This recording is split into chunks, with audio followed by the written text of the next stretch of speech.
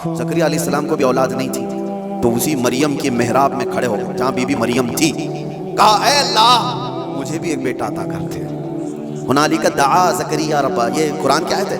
زکریا علیہ السلام نے اپنے رب سے دعا کی، اللہ مجھے بھی ایک بیٹا دے دے، تیری جانب سے نیک و صالح بیٹا عطا کر دے۔ اب یہ دعا تو ہو گئی، اور قرآن میں اس کی فوراً بعد آیت ہے فنادته الملائکۃ وهو قائم یصلی فی المحراب ان اللہ یبشرک بیحییٰ۔ اسی وقت اللہ کے فرشتوں نے بشارت دے دی زکریا علیہ السلام کو، تمہاری دعا قبول ہو گئی اور یحییٰ علیہ السلام کی شکل میں تمہیں بیٹا ملنے والا ہے۔ اتنی تیز دعا۔ اب میں آپ کو بتاتا ہوں یہ آیت میں کیوں پڑھ رہا ہوں اور کیوں آپ کے سامنے رکھ رہا ہوں۔ زکریا علیہ السلام خود اللہ کے نبی اور جہاں کے امام ہے وہ بیت المقدس ہے، دنیا کا سب سے مقدس ترین مقام۔ اس وقت بیت المقدس میں حضرت زکریا علیہ السلام جہاں عبادت کرتے تھے وہیں پہ دعا بھی تو کر سکتے تھے، وہیں پر دعا کر سکتے تھے، لیکن قرآن یہ کہتا ہے وہ محراب مریم میں آ کر کے دعا کر رہے ہیں۔ محراب مریم میں جہاں بی بی مریم بیٹھی وہاں دعا کر رہے ہیں۔ اس سے پتہ یہ چلتا ہے کہ اللہ کے صالح بندے جہاں ہوتے ہیں وہاں سے دعائیں قبول ہوتی ہیں۔ پتہ چلا جہاں نیک و صالح اللہ کے ولی رہا کرتے ہیں وہاں سے جب نبی کی دعا قبول ہوتی ہے تو پھر امتی کی کیوں نہیں قبول ہوتی؟ اور فوراً دعا قبول ہوئی اور بیٹا بھی ملا۔ اب یہ لوگ کہتے ہیں غریب نواز کے یہاں جاتے ہیں تو کیا بیٹا ملتا ہے؟ بیٹی ملتی ہے، اولاد مانگنے جاتے ہیں۔ ظالمو تمہیں پتہ نہیں زکریا علیہ السلام بی بی مریم کے پاس کھڑے ہو کر بیٹا مانگے تھے تو بیٹا نبی کی شکل میں ملا تھا۔ ہاں یہ نہیں ہے کہ وہ بی بی مریم سے مانگ رہے تھے، وہ اللہ سے مانگ رہے تھے، لیکن جگہ کون سی ہے؟ جگہ کا بھی اثر ہوتا ہے۔ السلام علیکم دوستو، ناظرین اکرام، تو کیسے ہیں آپ سبھی لوگ؟ امید ہے آپ لوگ ضرور اچھے سے ہوں گے اور خیریت سے ہوں گے۔ تو آپ سبھی کے لیے ایک اور نئی ویڈیو کے ساتھ میں حاضر ہوا ہوں۔ تو یہ ویڈیو آپ سبھی کو ضرور پورا دیکھنا ہے اور اس ویڈیو کو سننا ہے، کیونکہ اس طرح کا ویڈیو آپ سبھی نے بہت ہی کم سنے ہوں گے، کیونکہ یہ ویڈیو ہونے والا ہے غوث پاک رضی اللہ تعالیٰ عنہ کے بارے میں، اور ان کا کس طرح زندگی گزرا ہے اور وہ اپنے زمانے میں کس طرح اپنے زندگی کو گزارے ہیں، اور وہ کس طرح لوگوں کو دین کی دعوت دیتے تھے، اور ان کا کس طرح عبادت ریاضت اور کس طرح ان کا کرامات ہے، وہ سب اس ویڈیو میں آپ سبھی کو میں سنانے والا ہوں، دکھانے والا ہوں۔ جو یہ ویڈیو ہے مفتی سلمان اظہری صاحب کا، جو ان سے آپ لوگ یہ ویڈیو ضرور دیکھیے اور اس کو ضرور سنیے، اور زیادہ سے زیادہ آپ سبھی کو چاہیے کہ جو یہ بیان دے رہے ہیں وہ اس پر آپ سبھی لوگ عمل کریں اور اس سے کچھ علم حاصل کریں۔ اور مجھے کہنا یہ ہے کہ اس ویڈیو کو آپ سبھی لوگ زیادہ سے زیادہ شیئر کریں، جو کہ اب کچھ دنوں بعد 11ویں شریف آنے والا ہے، تو اسی کے موقع پر میں اس ویڈیو کو لایا ہوں کہ آپ سبھی لوگ اس ویڈیو کو دیکھیں اور اس سے کچھ علم حاصل کریں، اور غوث پاک رضی اللہ تعالیٰ عنہ کے بارے میں ہم سبھی کو اور آپ سبھی کو کچھ علم حاصل ہو، ان کے بارے میں کچھ پتہ ہو کہ آخر ہم لوگ 11ویں کیوں مناتے ہیں، اور ان کے نام پر ہم لوگ کیوں اتنا فاتحہ خوانی، اور جو ہر محلے میں ہر قسم کا جو ہوتا ہے اپنے حساب سے جو لوگ فاتحہ کراتے ہیں وہ کس لیے کراتے ہیں، اور یہ سب کرنا چاہیے یا اچھا ہے یا غلط ہے، وہ سب اس ویڈیو میں آپ سبھی کو پتہ چلے گا ہی۔ اور غوث پاک کے جو کرامات ہیں وہ اس ویڈیو میں سنیے آپ سبھی لوگ اور اس کو دیکھیے، اور اگر اچھا لگے تو اس ویڈیو کو زیادہ زیادہ شیئر کریے تاکہ اور لوگ بھی غوث پاک کے بارے میں، ان کے کرامات کے بارے میں ان کو بھی جانکاری ہو، اس چیز کے بارے میں پتہ چلے اور وہ بھی اس چیز کو سیکھے اور سمجھے۔ تو بنا دیری کے میں اس ویڈیو کے آپ کے سامنے میں سٹارٹ کرنے جا رہا ہوں، تو وہ ویڈیو آپ لوگ اس لاسٹ تک ضرور دیکھیے گا۔ ظالمو تمہیں پتہ نہیں زکریا علیہ السلام بی بی مریم کے پاس کھڑے ہو کر بیٹا مانگے تھے تو بیٹا نبی کی شکل میں ملا تھا۔ ہاں یہ نہیں ہے کہ وہ بی بی مریم سے مانگ رہے تھے، وہ اللہ سے مانگ رہے تھے، لیکن جگہ کون سی ہے؟ جگہ کا بھی اثر ہوتا ہے۔ ہاں ایک بات میں آپ کو بتا دوں کہ جگہ کا اگر اثر نہیں ہوتا تو مسجدیں اور یہ ساری چیزیں بنانے کی ضرورت کیا ہوتی؟ عبادت کرنے کے لیے بھی جگہ ہے، کھانا کھانے کی بھی آپ کے گھر میں جگہ ہے، حاجت میں جانے کے لیے بھی کوئی جگہ ہے، آپ کا ٹریٹمنٹ کرنے کے لیے ہاسپٹل میں بھی جگہ ہے۔ ہر چیز ایک ایک جگہ پر ہوتی ہے کہ نہیں ہوتی؟ ہوتی۔ جن لوگوں کا وہ ماننا ہے کہ کچھ بھی نہیں ضروری ہے وہاں جانا یہاں جانا، تو میں ان سے کہتا ہوں کبھی باتھ روم میں بیٹھ کر کے ڈاکٹر سے اپنا علاج کرا لو گے؟ جگہ تو جگہ ہی ہے، بیٹھے ہو نہیں ہے، آپ کو پتہ ہے اس کے لیے ہاسپٹل جانا ہوگا، اس کے بیڈ پر سونا ہوگا، وہاں پر وہ کچھ ٹریٹمنٹ کرے گا، کیا ضرورت ہے پوچھتے ڈاکٹر سے آ جاؤ میرے ٹوائلٹ میں علاج کر لو، یہیں انجیکشن لگا لو۔ میرے عزیزو، گندگیوں میں بیٹھا ہوا آدمی وہ اپنا علاج کرانے کے لیے بھی اٹھ کر کے چلا جاتا ہے۔ بلا تشبیہ بلا تمثیل میں آپ سے کہہ رہا ہوں کہ ہم پتہ نہیں کیسے کیسے گناہوں میں مبتلا ہیں، یہاں سے نکل کر کے ہم ان پاک ستھری جگہوں میں جاتے ہیں جہاں اللہ کے ولی آرام فرما۔ اور پاکیزہ مقام کی برکت سے اللہ دعائیں قبول کرتا ہے. یہ سنیوں کا عقیدہ میں بتا رہا ہوں، ظالموں کا بنایا وہ نہیں پتا ہم کو. سنیوں کا عقیدہ یہ، ہم ان پاکیزہ مقدس ہستیوں کی بارگاہ میں اس لیے جاتے ہیں. یہ ایک چیز نہیں ہے، ایسی کئی مثالیں ہیں، کئی مثالیں. حدیث الاسراء والمعراج جو حضور صلی اللہ علیہ وسلم کے معراج کا سفر ہے، اس سفر میں ایک روایت یہ بھی ملتی ہے کہ ایک جگہ پر حضور پاک صلی اللہ علیہ وسلم رک گئے. حضرت جبرائیل امین نے کہا یہاں پر آپ 2 رکعت نماز پڑھ لیں. حضور پاک صلی اللہ علیہ وسلم نے وہاں پر 2 رکعت نماز ادا کی اور اس کے بعد پوچھا جبرائیل سے یہ کون سا مقام ہے. توجہ. تو حضرت جبرائیل علیہ السلام نے کہا اے اللہ کے نبی، یہ وہ جگہ ہے جہاں حضرت عیسیٰ علیہ السلام کی پیدائش ہوئی تھی.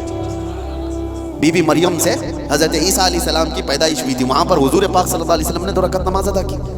ہاں، جگہ کو آپ صلی اللہ تعالیٰ علیہ وسلم نے اپنی نماز کا مصلی بنایا.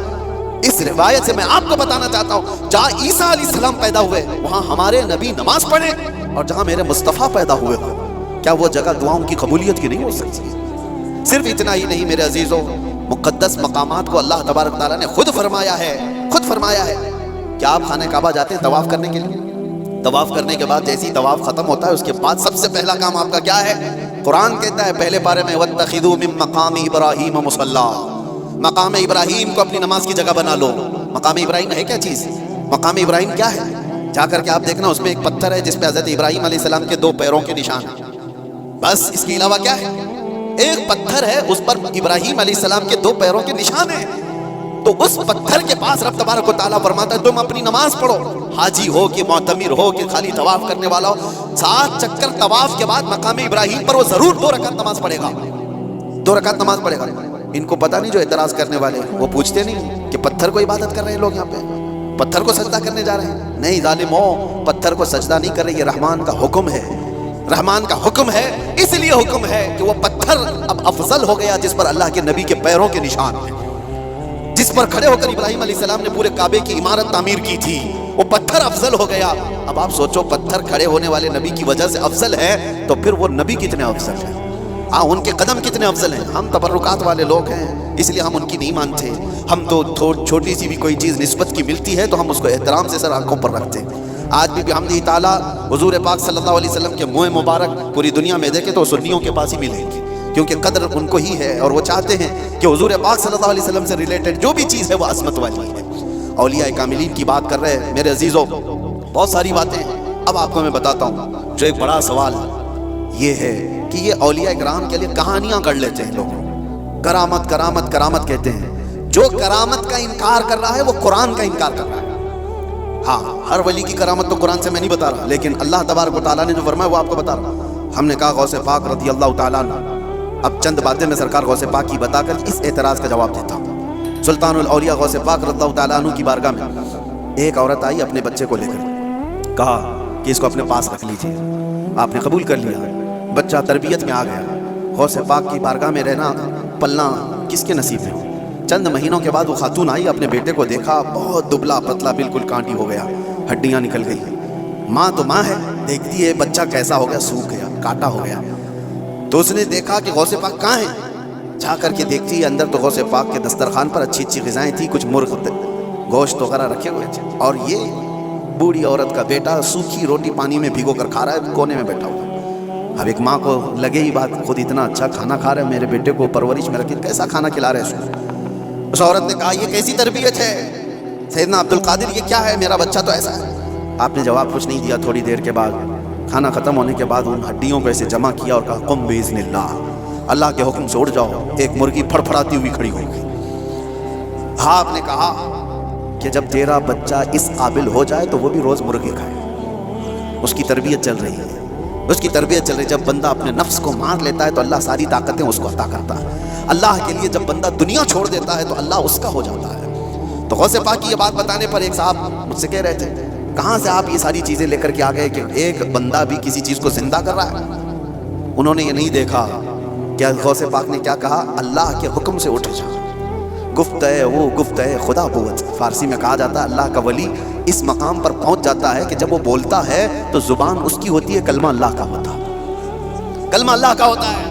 غوث پاک کی اس کرامت پر اعتراض کرنے والے تمہیں پتہ نہیں، مردوں کو زندہ کرنا اگر یہ صرف اور صرف آپ یہ کہتے ہیں کہ اس کی وجہ سے شرک ہو جائے گا، شرک کا عقیدہ، اللہ کا کام یہ زندہ کرنا اللہ کا ہی کام ہے. لیکن اللہ اگر کسی کو یہ طاقت دے دے تو क्या इब्राहिम अलैहिस्सलाम का वाक़या कुरान में नहीं है? 4 परिंदे ले लो, उनको ज़बह करो, उनका कीमा करो, मिक्स करो, 4 पहाड़ों पर रख कर के आओ, तीसरे पारे में है। और इब्राहिम अलैहिस्सलाम ने 4 परिंदों को ज़बह किया, उनका कीमा किया और अलग अलग पहाड़ों पर रख कर आए, और फिर अल्लाह ने फरमाया हर परिंदे का नाम लेकर बुलाओ, तुम मदउहुन्ना यातीनका सअया। कुरान में परिंदों को जब से इब्राहिम अलैहिस्सलाम ने पुकारा वो उड़ते हुए आए अपनी अपनी मुंडियों के साथ, और इधर जो गोश्त था वो पूरा जिस्म बन गया और सब के सब अपने अपने मुंडियों से जुड़ गए और जिंदा परिंदा होकर उड़ गए। ये वाक़या कुरान में मौजूद है। सिर्फ इतना ही नहीं मेरे अजीजों, ईसा अलैहिस्सलाम के बारे में कुरान क्या कहता है कि ईसा अलैहिस्सलाम वो उबरिउल अकमह वल अबरस व उहयिल मौता बिइज़्निल्लाह, जो सफ़ेद दाग वाला होता था, कोढ़ की बीमारी वाला होता था, ईसा अलैहिस्सलाम हाथ रखते तो सही हो जाता था, और कभी मरे हुए आदमी को ठोकर मारते तो जिंदा खड़ा हो जाता था, मट्टी के परिंदे बनाते फूंक मारते वो उड़ने लग जाते थे।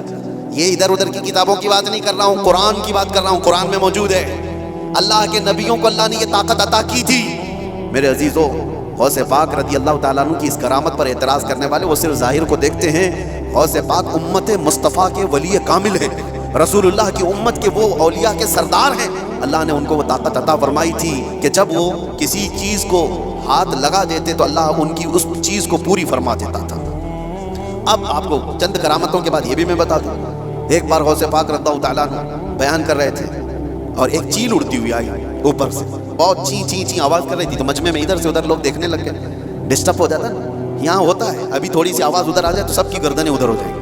और गौसे पाक के मजमे में ये बेअदबी है, हुजूर गौसे पाक खुतबा दे रहे हो और इधर उधर कोई चेहरे उठाए तो आपने सिर्फ और सिर्फ घूर करके उस चील को देखा, उसकी मुंडी अलग और धड़ अलग गिर गई, वो मर के तड़पने लगी, खत्म हो गई। आपका खुतबा चलता रहा, अब कोई गर्दन उठा के देखता भी नहीं था, सब गौसे पाक की तरफ कि वो निगाहे जलाल जो चील पर पड़ी थी कहीं और भी ना पड़ जाए। सबका इन्हिमाक तवज्जो के बाद जब गौसे पाक का खुतबा खत्म हुआ तो ऐसा नहीं कि आप उस चील के पास गए, उसके मुंह को उठाया, उसके धड़ से लगाया, कहा कुम बेइज़्निल्लाह, अल्लाह के हुक्म से उड़ जा, वो चील फिर से जिंदा उड़ती चली गई। ये करामात के बाब में है, ये करामात, इसको क्या कहते हैं? करामत मौजज़े का परतव है, अल्लाह के वली के हाथ से ऐसा काम जो आम आदमी नहीं कर सकता, और ये खसूसी ताकत अल्लाह ताला ने अपने बंदों में उन औलिया को दी है जो मुत्तकी और परहेजगार होते हैं। अब मैं आपको बताता हूँ, वक्त कम है, ये कहते हैं कहानियाँ हैं, ये लोगों की बनाई हुई दास्तानें हैं। मेरे अजीज़ों, तुमको मानना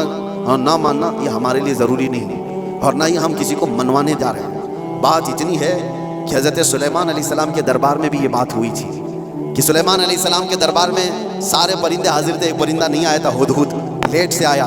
सुलेमान अलैहिस्सलाम जलाल में कहा उसको मैं सज़ा दे दूंगा। बहुत देर के बाद आया, पूछा कि तेरा उज़्र बता, क्यों तू ताख़ीर से आया? ये भी कुरान की बात कर रहा हूँ, 19वें पारे में उठा करके आप पढ़ लेना इसको। उसने कहा, ऐ अल्लाह के नबी, मैं उड़ते उड़ते एक ऐसी जगह पर चला गया था जहाँ देखा लोग शिर्क कर रहे हैं, सजदा कर रहे हैं, एक औरत को सजदा करते हैं सूरज को, और एक औरत उनकी हाकिम है, औरत उनके ऊपर हुकूमत कर रही है जिसका नाम सबा बल्कीस है। सुलेमान अलैहिस्सलाम ने कहा अच्छा ऐसा है, तो जा करके अब सुलेमान अलैहिस्सलाम ने कहा मेरा ख़त दे दो, अल्लाह की बारगाह में वो सरबसुजूद हो जाए, शिर्क को छोड़े और वो ईमान लाए। ख़त ले जा करके दिया गया, कौन? परिंदा ही। वो औरत मानने से इनकार कर दी, जो भी मामला है, और वो लड़ना चाहती थी, अपनी फ़ौज लेकर के सुलेमान अलैहिस्सलाम के पास आना चाहती थी। फ़ौज लेकर वो निकली, लेकिन उसके साथ एक मामला था, वो जिस तख्त पर बैठती थी वो दुनिया का सबसे महंगा तख्त था।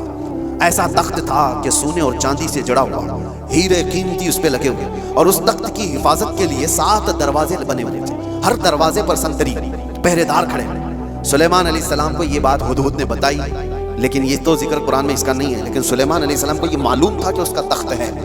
वो गैब की जानने वाले को ही नबी कहा जाता है। आपने सिर्फ अपने मजमे में इतना कहा, सुना है बल्कीस अपने यहाँ से निकली। बल्कीस कहाँ रहती थी? यमन में। सुलेमान अलैहिस्सलाम कहाँ रहते थे? फिलिस्तीन में। आप डिस्टेंस आज के ज़माने में भी नाप के देख लेना कितने किलोमीटर का है।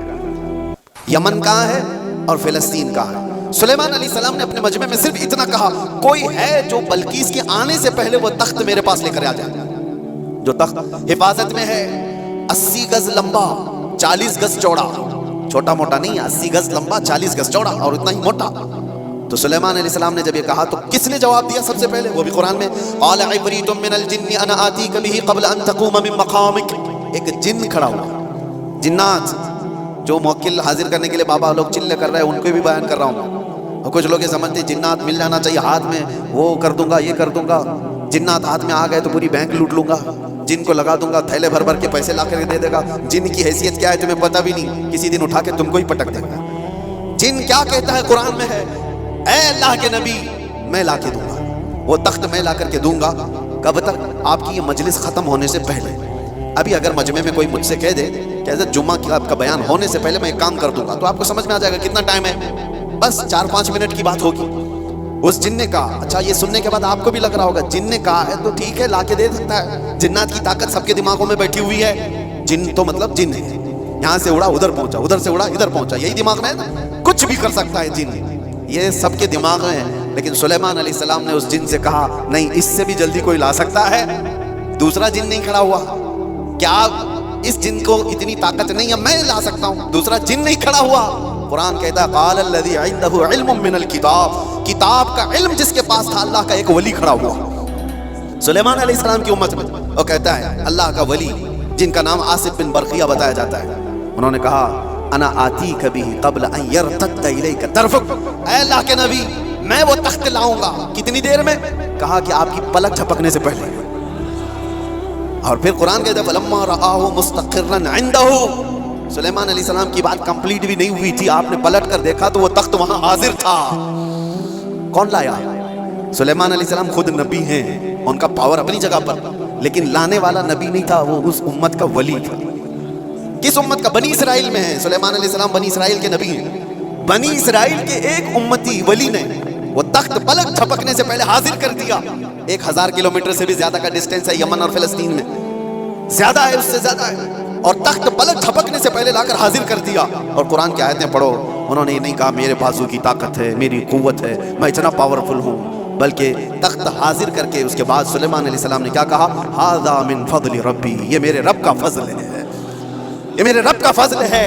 अब तवज्जो चाहता हूँ, सुलेमान अलैहिस्सलाम के उम्मती बनी इसराइल के वली, उनको ये ताकत है, उनको ये ताकत है कि वो यमन से फिलिस्तीन में पलक झपकने से पहले तख्त ला सकते हैं। तो बहरहाल सुलेमान अलैहिस्सलाम से कई दर्जे अफजल मोहम्मदुर रसूलुल्लाह है, बनी इसराइल से कई दर्जे अफजल उम्मत मोहम्मदिया है। बनी इसराइल के वली का मकाम जहां तक नहीं है, उससे कई दर्जे अफजल रसूलुल्लाह की उम्मत के वली का मकाम है। और आम वली की बात नहीं, वलियों का वली और सुल्तानुल औलिया गौसे पाक का मकाम कुछ और है। फिर बगदाद से जब वो ये कहते हैं कि मैं मगरिब में हूँ और मेरा मुरीद मशरिक में हो और उसका सतर खुल जाए तो मैं यहीं से उसको छुपा दिया करता हूँ, तो ये बात कोई गलत नहीं है। अल्लाह ने उनको वो मकामात अता किए हैं। गौसे पाक ने इसीलिए तो कहा था अपने कसीदे में, रअयत नज़रतु इला बिलादिल्लाहि जमअन कखरदलतिन अला हुक्म इत्तिसाली, मैं अल्लाह के सारे शहरों को ऐसे देखता हूँ जैसे राई के दाने को अपने हथेली में देखता हूँ।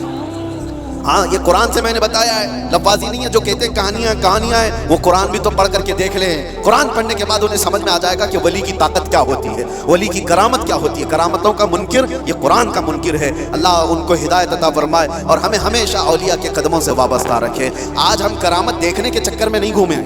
मैं ये भी बात बता दूं, आप ये मत सोचो कि मुझे यहाँ करामत दिखना चाहिए, वहाँ करामत दिखना चाहिए। आप करामत देखने के चक्कर में इधर उधर ना जाओ, आप वलियों के तकवे देखने के लिए घूमते रहो, वलियों की शरीयत पर अमल को देखते रहो, ताकि तुम्हारे अंदर भी वो तकवा आ जाए, तुम्हारे अंदर भी वो अमल आ जाए। हाँ, बस आखिर बात ये है कि हम दुआ यही करते हैं कि इन औलिया के दामन से वाबस्ता रहें, जिंदा भी इनके कदमों में रहें और मरें तो इनके आसपास रहें। ये तमन्ना है। क्यों? इसलिए कि पता है हम बैठे हुए हैं, किसी जगह गए हैं, कहा मुफ्ती साहब आए, भीड़ भाड़ बहुत थी और लोग ला करके गर्मी की वजह से पंखा लगा दिए, पंखा चल रहा है, हवा तेज आ रही है। किसके लिए लगाया? हमारे लिए लगाया, लेकिन आसपास बैठे हुए सब हवा खा रहे हैं। उनके लिए लाया नहीं गया था पंखा, हमारे लिए लाया गया था। लेकिन पंखा ऐसा नहीं है कि एक ही जगह फेंक रहा है हवा, बल्कि आसपास जो बैठे हुए हैं वो भी गर्मी से जो बेहाल थे अब बाहाल हो गए, उनको भी हवाएं मिल रही है। यही बात है, औलिया के आस्थानों के पास जाने से अल्लाह की रहमतें झमाझम बरस रही होती हैं। हम गुनहगारों पर भी वो छींटे पड़ जाते हैं और हमारा दिल भी चमकने लग जाता है। अल्लाह तबारक व तआला हमें तकवा अता फरमाए। औलिया कामिलीन के वास्ते अल्लाह तबारक व तआला आखिरत में हमारी मग़फ़िरत फरमाए। तो उम्मीद है आप सभी को ये वीडियो काफ़ी अच्छा लगा होगा, जो अभी आपके सामने मैं पेश किया हूँ मुफ्ती सलमान नज़री साहब का, क्योंकि ये बयान था गौस पाक रज़ी अल्लाह तआला अन्हु के बारे में और उनका जो किस तरह ज़िंदगी गुजरा है और उनके बारे में, उनकी करामात के बारे में जो भी बयान हुआ है आप लोगों ने ज़रूर सुने होंगे।